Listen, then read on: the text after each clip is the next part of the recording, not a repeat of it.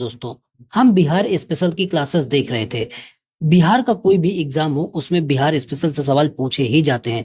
आगामी चाहे बीपीएससी का एग्जाम हो, टीआरई का एग्जाम हो, कोई भी एग्जाम हो उसमें बिहार स्पेशल से सवाल आते ही आते हैं।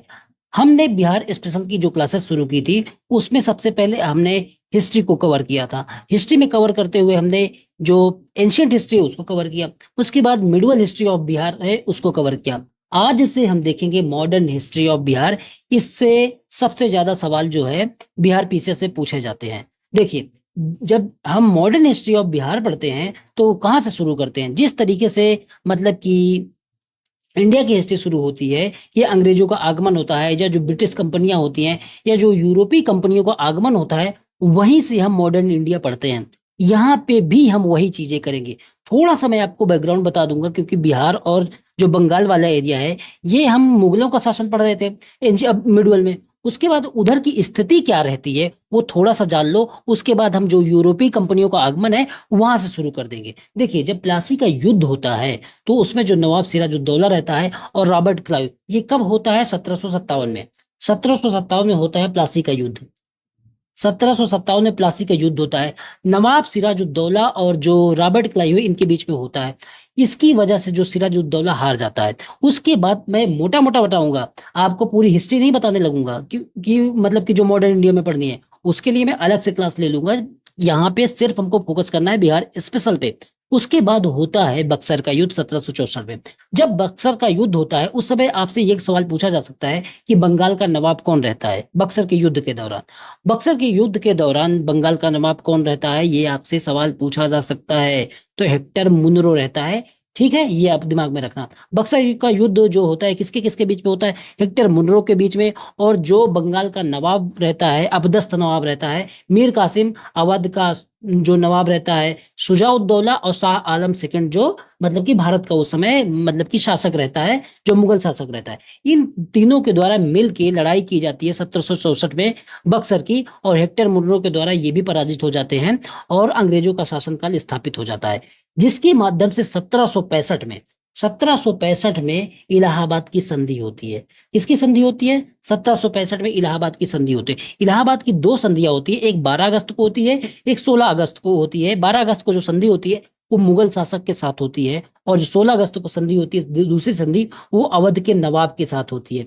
इसी संधि से, अब बाकी छोड़ो क्योंकि वो हमारा बिहार का कंसर्न नहीं है, वो मॉडर्न हिस्ट्री में पढ़ना है आपको। ठीक है, तो 1765 की इलाहाबाद की संधि से बिहार बंगाल के नवाब के अंतर्गत चला जाता है। क्योंकि जो अंग्रेज शासन करेंगे और अब नवाब को बिठाएंगे अपना, मतलब कि एक तरीके से कठपुतली नवाब को बिठाएंगे, और वो जो है बिहार बंगाल की तरफ चला जाता है। ठीक है, फिर आगे चल के बहुत सारी चीजें होती हैं, हमको मेन मेन चीजें याद रखनी है, बिहार से जुड़ना है। तो मीर कासिम जो होता है आगे चल के, जब नवाब मीर कासिम बनता है, ये मीर कासिम जो पहले ही नवाब बन चुका था उसको अबदस्त करके जब ये बाद में, तो मीर कासिम से एक चीज जुड़ी हुई है, वो जान लो कि मीर कासिम जो अपनी राजधानी जो है मुर्शिदाबाद से मुंगेर लेके आता है। कौन लेके आता है? मीर कासिम। क्योंकि प्लासी का जब युद्ध होता है उस दौरान मीर जाफर को नवाब बना दिया जाता है 1757 से 60 के लिए। फिर मीर कासिम को बनाया जाता है 1760 से 64 के लिए। उसके बाद फिर से मीर जाफर को बना दिया जाता है। तो जब मीर कासिम जो रहता है वो अंग्रेजों से थोड़ा सा दूरी बनाने की कोशिश करता है, क्योंकि वो उनकी चाल समझ चुका होता है। तो इसी क्रम में वो अपनी जो कैपिटल होती है उसको मुर्शिदाबाद से मुंगेर ले आता है। और यही मुंगेर में एक शस्त्रागार भी, या मतलब कि बंदूक का कारखाना या शस्त्र का कारखाना, वो भी खोलता है। तो ये भी आपको ये चीजें याद रखनी है। यहीं तक, मतलब कि ज्यादा ध्यान नहीं देना है, बस इतना याद रखना है। कुछ नोट हैं जो आपको थोड़ा सा पढ़ लेने हैं। देखिए, 1733 में मोहम्मद शाह ने सुजाउद्दीन को बिहार की सूबेदारी प्रदान की थी। तो ये एक छोटी सी बात है, वो आप ध्यान रखो। बिहार का प्रथम नायब नाजिम कौन था? राजा राम नारायण था। मतलब कि प्रथम नायब नाजिम कौन था? राजा राम नारायण था। ठीक है, 1748 में क्या होता है कि अली वर्दी खान ने रानी सराय के युद्ध में अफगानों को पराजित कर देता है। ये आगे चीजें देखूंगा। ठीक है, प्लासी के युद्ध के बाद जब मीर जाफर ने अपने पुत्र मीरन को बिहार का उप नवाब बना दिया था। बिहार से जुड़ी चीजें देखनी है हमको, ज्यादा तो उधर की चीजें देखनी नहीं है, इसलिए सिर्फ बिहार पे फोकस करते हैं। ठीक है, तो प्लासी के युद्ध के बाद जो मीर जाफर रहता है, जो षड्यंत्रकारी नवाब आगे बोला जाता है उसको, वो अपने पुत्र मीरन को बिहार का उपनवाब बनाता है। लेकिन वास्तविक शक्ति जो राजा राम नारायण है, ये जो बिहार का प्रथम नायब नाजिम रहता है, इसके हाथ में रहती है। थोड़ी सी जानकारी है, ये ध्यान रखो। बाकी आगे जो यहाँ यूरोपीय कंपनी को आगमन है, वहां से मेन चीजें आती हैं। 2 सितंबर 1763 को मीर कासिम और अंग्रेजों के बीच में जो मेजर एडम है और मेजर नॉक्स है, मुंगेर में, जो बिहार से जुड़ा हुआ क्षेत्र है, मुंगेर में इन दोनों के बीच में उदान वाला या उदवान वाला का युद्ध होता है। किनके बीच में होता है? मीर कासिम और अंग्रेज जो होते हैं मेजर एडम और मेजर नॉक्स, इनके बीच में मुंगेर में 1773 में युद्ध होता है। उदान वाला या उदवान वाला का युद्ध होता है। इसी में क्या होता है कि ये जो मीर कासिम रहता है, ये हार जाता है। और जैसे ही मीर कासिम हार जाएगा, ये भाग के अवध के नवाब के पास जाएगा। वहां फिर स्ट्रेटजी बनती है कि कैसे हम मुगल सम्राट जो अंग्रेज हैं, इनको कैसे हम हराएंगे, शाह आलम सेकंड के साथ मिलके और अवध के नवाब शुजाउद्दौला के साथ मिलके, जिसकी वजह से बक्सर का युद्ध होता है। ठीक है, आप देखो आगे आओ। केवल बिहार से जुड़ी चीजें बताऊंगा, ज्यादा एक्स्ट्रा नहीं बताऊंगा। बक्सर और इलाहाबाद की संधि के बाद, जब बक्सर का युद्ध हो जाता है, इलाहाबाद की संधि हो जाती है, क्लाइव ने राजा सिताब राय को धीरज नारायण की जगह उप दीवान बनाया। धीरज नारायण उस समय मतलब कि बिहार के जो है उप नवाब रहते हैं, उप दीवान रहते हैं। जब इलाहाबाद की संधि हो जाती है, तो क्लाइव ने राजा सिताब राय को नवाब उप दीवान मतलब कि बना देता है बिहार का। तो छोटी सी इंफॉर्मेशन है, कभी पूछ लिया तो आप क्या करेंगे, तो आपके नोट्स में एक जगह कलेक्ट करके मैं दे दे रहा। ठीक है, इनसे सवाल चाहे पूछा जाए चाहे ना पूछा जाए, लेकिन आपके नोट्स में रहेगा, तो ये भरोसा रहेगा कि हमारा नोट्स तो कंप्लीट है। ठीक है, आगे फिर वारेन हेस्टिंग जब गवर्नर बनता है, तो ये कल्याण सिंह को उप दीवान बना देता है एवं इनके सहायक के रूप में खयाली राम और संधू राम को नियुक्त कर देता है। ये सब बिहार की बातें हो रही। ठीक है, आपको ध्यान रखना है, बिहार की ही स्पेशल बातें कर रहा। 1770 में एक काउंसिल बनाई जाती है, जिसको बोला जाता है revenue council of Patna. Bihar की तरफ मूव कर रहे हैं हम लोग, ठीक है, बंगाल से होते हुए। तो 1770 में रेवेन्यू काउंसिल ऑफ पटना का निर्माण किया जाता है। इसके अध्यक्ष कौन रहते हैं? इसके अध्यक्ष जो रहते हैं, उनका नाम है जेम्स अलेक्जेंडर। सदस्य कौन रहते हैं? रॉबर्ट पार्क, विंसी टॉट और सिताब राय, ये इसके सदस्य रहते हैं। इसका काम क्या रहता है? जो रेवेन्यू काउंसिल ऑफ पटना बनाई जाती है, इसका काम रहता है भू राजस्व पर नियंत्रण करना। तो जो रेवेन्यू काउंसिल ऑफ पटना है, इसका काम रहता है भू राजस्व पर नियंत्रण करना। इसके हेड का नाम तो जरूर याद रखना, जेम्स अलेक्जेंडर। ठीक है, इसके बाद इसी को रीनेम करके 1771 में इसका नाम बदला जाता है, और रेवेन्यू काउंसिल ऑफ जो पटना रहती है, इसको नाम बदल कर दिया जाता है रेवेन्यू काउंसिल या रेवेन्यू चीफ ऑफ बिहार। और इसके जो चीफ बनाए जाते हैं विलियम मैक्सवेल, और इनका भी काम वही रहता है कि रेवेन्यू कलेक्शन का काम करना, भू राजस्व पर नियंत्रण करना, इनका भी काम वही रहता है। आगे आओ। अब ये 1773 के बाद 71 के बाद एक और मतलब कि काउंसिल बनाई जाती है 3 लोगों की 1773 में, जिसको काउंसिल ऑफ 3 बोलते हैं। 3 सदस्यीय ये परिषद होती है, इसका भी काम वही होता है, रेवेन्यू कलेक्शन। और इसके जो सदस्य होते हैं धीरज नारायण, सिताब राय, सैमुअल मिडल्टन। क्योंकि देखो, जब बंगाल में होता क्या है कि जब द्वैध शासन लागू कर दिया जाता है, उसके बाद सारा का सारा फोकस होता है रेवेन्यू कलेक्शन पे। उसके लिए जो संस्थाएं बनाई जाती हैं, वही सब चीजें हमको देखनी है जो बिहार से भी जुड़ी हुई हों, क्योंकि बंगाल, बिहार और उड़ीसा की दीवानी प्राप्त हो जाती है। ठीक है, तो उसी से चीजें जो जुड़ी हैं, सिर्फ उन्हीं को हम देख रहे हैं। 1783 में बिहार में अकाल पड़ता है। देखो, यहां से इंपॉर्टेंट बात होने लगी। 1783 में जब बिहार में अकाल पड़ता है, तो इस समय जो मतलब कि गवर्नर जनरल रहता है, ये वारेन हेस्टिंग गवर्नर जनरल रहता है। और ये क्या करता है, जॉन शोर जो एक मतलब कि अंग्रेज रहता है, उसकी सलाह पर ये क्या करता है, एक गुंबदाकार अन्नागार बनाने का आदेश देता है कि भाई इतना अकाल पड़ गया है, तो कम से कम हमारे पास अनाज तो इकट्ठा रहे, किस जरूरत में काम आए। ये सब 1784 और 86 की बात कर रहा मैं। तो इसी दौरान एक गोल गुंबदाकार अन्नागार बनाया जाता है, जिसको क्या बोला जाता है, गोलघर पटना। आप सब लोग जानते हैं। तो गोलघर जब पटना बनाने का आदेश किसने दिया था, तो उस आदेश देने वाले गवर्नर जनरल का नाम है वारेन हेस्टिंग। ठीक है, ये आपको याद रखना है। लेकिन जब बनकर ये तैयार हो जाता है, तब गवर्नर जनरल कौन रहता है, ये भी सवाल बनता है। कार्नवालिस। दोनों अलग अलग चीजें हैं, थोड़ा सा डिफरेंस है, लेकिन थोड़ी सी अगर नजर हटाई तो आप चूक जाओगे। और जब बनकर तैयार होता है तो गवर्नर जनरल कौन रहता है, ये कॉर्नवालिस रहता है। और जब शुरुआत होती है तब गवर्नर जनरल वारेन हेस्टिंग रहता है। इसका वास्तुकार कौन रहता है, गोलघर का। तो गोलघर का जो डिजाइनर रहता है उसका नाम होता है जॉन गॉस्टिन, जॉन गॉस्टिन, ठीक है। तो रेवेन्यू काउंसिल ऑफ पटना, ये सारी चीज देख ली हमने। गोलघर में जो बनाया गया पटना में वो भी हमने जानकारी ले ली। तो ये मोटी मोटी जानकारी हमने, थोड़ी सी बैकग्राउंड जो जैसे ही मतलब कि प्लासी का युद्ध होता है, बक्सर का युद्ध होता है, तो वहां पे जो आर्थिक एक्टिविटी होती है बिहार में, वो सारी चीजें देख ली।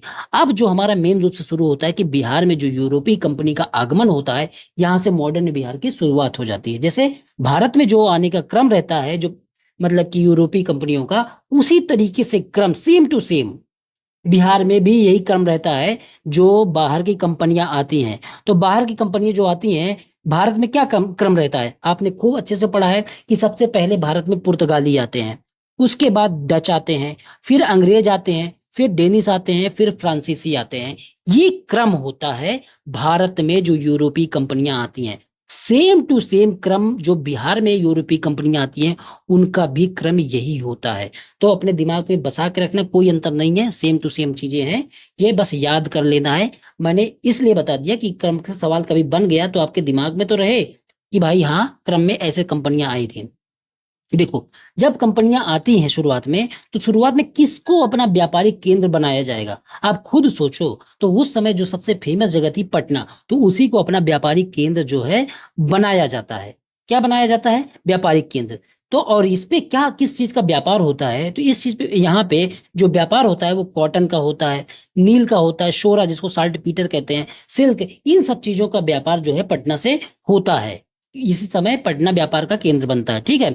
और नोट एक है इसमें, अंग्रेज, फ्रांसीसी, डचों के बीच विवाद का कारण शोरा था। ये वन लाइनर सवाल बनता है कि जो यूरोपीय कंपनियां थी उनके बीच में विवाद का कारण क्या रहता है, तो शोरा रहता है। एक छोटा सा फैक्ट ये है कि देखो, कि जैसे पुर्तगाली तो बिहार में आ गए, ठीक है, इनकी कंपनी भी स्थापित होती है, डचों की भी कंपनी स्थापित होती है, अंग्रेजों की भी कंपनी स्थापित होती है, अंग्रेज आते हैं, और डेनिस भी आते हैं। यहाँ तक तो ठीक है, यहाँ तो हम इंडिया के हिसाब से ही चलते हैं। लेकिन फ्रांसीसी जो है ना, यहाँ पे पूरी तरीके से आते नहीं है। तो फ्रांसीसी, अगर इनमें से किसी तरीके का क्रम सवाल इस तरीके का बन जाए कि कौन सी कंपनी है जो बिहार में प्रॉपर तरीके से आती नहीं है, तब आपके दिमाग में सिर्फ एक ही नाम आना चाहिए, और वो है फ्रांसीसी कंपनियां, ठीक है। अब आओ एक एक करके जो कंपनियां आती हैं उनके विषय में हम जान लेते हैं, ठीक है। आओ, पहली जो कंपनी आती है बिहार में उसका नाम रहता है पुर्तगाली कंपनी। पुर्तगाल के लोग सबसे पहले यहाँ पे आते हैं प्रॉपर तरीके से, लेकिन ये बस्ती स्थापित नहीं कर पाते हैं, क्योंकि मतलब कि उस समय इतना विवाद था कि ये अपनी कंपनी प्रॉपर तरीके से स्थापित नहीं कर पाते हैं। 17वीं शताब्दी में ये बिहार पहुंचते हैं, हुगली से होते हुए, बंगाल की खाड़ी की तरफ से होते हुए ये पटना पहुंचते हैं। तो लेकिन इनकी प्रॉपर तरीके से कंपनी नहीं स्थापित होती, ये बस व्यापार करते हैं, आते हैं और व्यापार करते हैं, कुछ इंपोर्ट करते हैं तो कुछ एक्सपोर्ट करते हैं, कुछ खरीदते हैं, कुछ बेचते हैं और यहाँ से चले जाते हैं। तो ये क्या यहाँ से खरीदते हैं, ये यहाँ से खरीदते हैं सूती वस्त्र पटना से, कारपेट खरीदते हैं, और एक खस्सा थिन करके क्लॉथ होता है वो खरीदते हैं। कौन, ये पुर्तगाली लोग। बेचते क्या है, ये चीनी मिट्टी के बर्तन बेचते हैं, मसाले बेचते हैं, ये सब चीजों का व्यापार करते हैं, ठीक है। अब देखो इनकी देन क्या है, इनकी देन पूछा जाए तो आपको बताना है, लाल मिर्च, आलू, नाशपाती, तंबाकू, ये सब किसकी देन है, ये सब पुर्तगालियों की देन है। मतलब कि आपसे पूछा जाए तो ये आपको बताना है।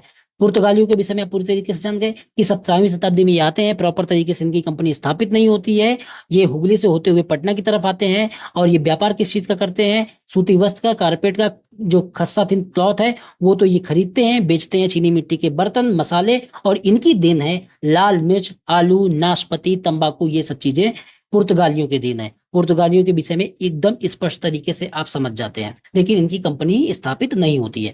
अब आओ, जो सेकंड कंपनी बिहार में आती है वो है डच कंपनी। डच कंपनी जब आती है 1632 में, मतलब कि पहली अपनी जो फैक्ट्री है उसको स्थापित करती है, और इसकी जो पहली फैक्ट्री होती है वो कौन सी होती है, पटना कॉलेज का उत्तरी भवन, जो नॉर्थ बिल्डिंग है पटना कॉलेज की, वही इसकी कंपनी होती है। तो आपसे सवाल पूछा जाएगा कि डच कंपनी की पहली जो फैक्ट्री स्थापित हुई थी वो कब स्थापित हुई थी, वो 1632 में स्थापित हुई थी, और वो है पटना कॉलेज का उत्तरी भवन। सेकंड कंपनी जो इनकी स्थापित होती है वो है नेपाली कोठी में, 1774 में स्थापित होती है। ये पटना सिटी के पास है। कौन? नेपाली कोठी। और ये जो पटना सिटी है ये किस लिए फेमस है? ये पटाखे के लिए फेमस है, पटाखों के लिए फेमस है ये पटना सिटी। और यहीं पे नेपाली कोठी है, वहीं पे ये डच जो है अपनी सेकंड फैक्ट्री स्थापित करते हैं 1774 में।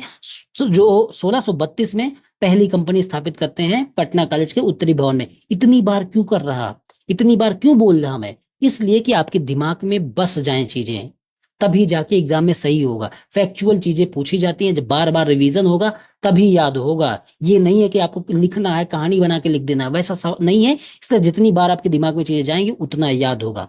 अब आओ, व्यापार ये किस चीज का करते हैं? डच जो होते हैं ये सूती वस्त्र का, सोरा का, अफीम का, फूड ग्रेन जो अनाज होते हैं उनका व्यापार करते हैं। तो मेनली रूप से ये भी वही सब चीजें करते हैं, सूती वस्त्र, सोरा, अफीम, फूड ग्रेन, इन्हीं सब का व्यापार ये करते हैं। बेदरा के युद्ध में जब अंग्रेजों और इनके डचों के बीच में बेदरा का युद्ध कब होता है? आप लोग बताओ कब होता है? मेरे हिसाब से 1759 के करीब में होता है बेदरा का युद्ध शायद। ठीक है, तो आप लोग ये मतलब कि चेक कर लेना एक बार। मेरे हिसाब से तो मतलब सही बता रहा। तो बेदरा का युद्ध जब अंग्रेजों और डचों के बीच में होता है तो अंग्रेज क्या करते हैं, डचों को हटा मतलब कि हरा देते हैं। और पूरी तरीके से जब मतलब कि इंडिया से हराते हैं तो इसका मतलब है बिहार से भी इनका सफाया हो जाता है। तो ये डच कंपनी के विषय में भी हमने देख लिया। कुछ नोट है, ये भी थोड़ा सा देख लो। 1662 में औरंगजेब ने डचों को बंगाल, बिहार और उड़ीसा में व्यापार करने की अनुमति दी। तो किसने दी? 1662 में औरंगजेब ने डचों को बंगाल, बिहार और उड़ीसा में व्यापार करने की अनुमति दी थी। तो आपको ये फैक्ट याद रखना है। 1665 में ट्रेवेनियर जो एक फ्रांसीसी यात्री था, ट्रेवेनियर ये आया था और ये पटना के छपरा में गया था। और पटना का जो छपरा है उस समय सोरा के शोधन के लिए जाना जाता था। तो 1665 में ट्रेवेनियर, कुछ लोग इसको डच यात्री बोल देते हैं लेकिन ज्यादातर जो सोर्स है वो बताते हैं कि ये फ्रांसीसी यात्री था और ये बिहार के छपरा में गया था जो सोरा के लिए फेमस है। ठीक है, सोरा के शोधन के लिए। 1781 में क्या होता है, मेजर हार्डी जो अंग्रेज होता है ये पटना पर कब्जा कर लेता है, लेकिन 1784 में डचों को पटना पुनः प्राप्त हो जाता है। ये भी एक फैक्ट है, वो भी आपको थोड़ा सा याद रखना है। बस अब ये इतना ही फैक्ट हम डचों के विषय में जानेंगे और उनसे अंग्रेजों के झगड़े के विषय में जानेंगे। अब आओ अंग्रेजों के विषय में। हमने डचों की फैक्ट्री को देख लिया कि एक जो स्थापित होती है वो 1632 में होती है, दूसरी 1774 में होती है। अब आओ अंग्रेजों की जो फैक्ट्री। अंग्रेज देखो, जैसे इंडिया में क्या होता है, ये अंग्रेज आते बाद में है लेकिन कंपनी पहले स्थापित हो जाती है। उसी तरीके से इनका भी वही है कि अंग्रेज बिहार में आते भले बाद में है लेकिन इनकी कंपनी जो है पहले स्थापित हो जाती है। ये स्थापित होती है लेकिन उसको कंपनी कहेंगे कि नहीं कि कहेंगे ये भी आप समझना है। ठीक है, जब ये अंग्रेज आते हैं तो 1620 में ये कोशिश करते हैं कि पटना का जो आलमगंज है वहां पे अपनी फैक्ट्री खोलते भी हैं लेकिन बहुत ज्यादा सफलता न मिलने के कारण ये फैक्ट्री बंद हो जाती है। और बाद में आगे चल के इनको 1651 में सफलता मिलती है और ये अपनी पहली फैक्ट्री जो स्थापित करते हैं वो गुलजार बाग स्थित गवर्नमेंट प्रिंटिंग प्रेस जो है पटना में, वहां पे अपनी पहली फैक्ट्री स्थापित करते हैं। तो कोशिश करते हैं आलमबाग में लेकिन सफल नहीं होते, फिर गुलजार बाग स्थित जो गवर्नमेंट प्रिंटिंग प्रेस है वहां पे अपनी फैक्ट्री स्थापित करते हैं। तो ये आपको याद रखना है। ठीक है, अब आओ, ये फैक्ट्री जब स्थापित करते हैं उस समय बिहार में जो शासन रहता है वो किसका रहता है? वो शाहजहां का शासन रहता है। ठीक है, व्यापार किस चीज का करते हैं? ये जो अंग्रेज लोग होते हैं ये व्यापार करते हैं सूती वस्त्र का, अनाज का, शोरे का, अफीम का, नील का, इन सब चीजों का ये व्यापार करते हैं। 1664 में कुछ फैक्चुअल इंफॉर्मेशन होगी, बस केवल आपको दिमाग लगा के सुनना है और उसको बार बार रिवाइज करते हुए याद कर लेना है। 1664 में जाप चारनाक क्या करता है? कलकत्ता की स्थापना करता है और इसी जाप चारनाक को इस फैक्ट्री का हेड बनाया जाता है। जो गवर्नमेंट प्रिंटिंग प्रेस में फैक्ट्री खुलती है अंग्रेजों की 1651 में, उसी का जो हेड बनाया जाता है, किसको बनाया जाता है? जाप चारनाक को। और ये जाप चारनाक है कौन? ये कलकत्ता का संस्थापक है। ठीक है, ये जो जाप चारनाक है सर जॉन मार्शल ने इसे ही मतलब कि सर जॉन मार्शल ने इस दौरान जाप चारनाक के अधीन ही काम किया था। ये भी एक छोटा सा फैक्ट है, वो भी आप याद रखना। 1680 में शाइस्ता खान ने बिहार के व्यापार पर 3.5% टैक्स लगा दिया था। तो किसने टैक्स लगा दिया था बिहार के व्यापार पर? शाइस्ता खान ने। जब ये अंग्रेज व्यापार करते थे तो उनके व्यापार पर इसने क्या किया था, टैक्स लगा दिया था। 1680 में जो सैफर खां उपदीवान बनना, और ये क्या काम करता है, देखो इसका मिस्टर पिकाक इससे मिलने से मना कर देता है, क्योंकि अंग्रेज मजबूत होने लगते हैं, तो जो उपदीवान रहता है सैफर खां इसको मिलने से मना कर देता है, तो ये गुस्सा आ जाता है और कंपनी पर ये कब्जा कर लेता है। कब्जा कर लिया तो बाद में क्या करता है, ये जो कंपनी होती है ये 90 पाउंड इसको धन देती है, जिसके बाद ये कंपनी मतलब कि छुड़ा पाते हैं हम।